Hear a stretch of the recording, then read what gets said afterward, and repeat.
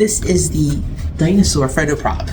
This comes in a pack like this, mailed, and you're just going to take the back, remove it like that, open it up. Okay, take the top perforations off like this. Just gonna remove those, and then face this part pops out, just like it did. And there you have it.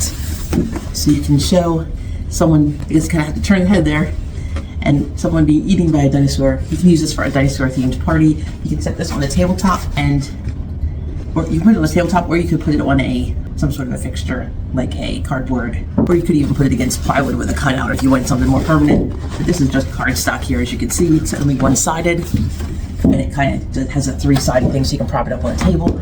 We get that demonstrated for you here. And here you can see how that would look just propped up on a table. You could stand behind it then, the birthday party, and you'd have your three-sided.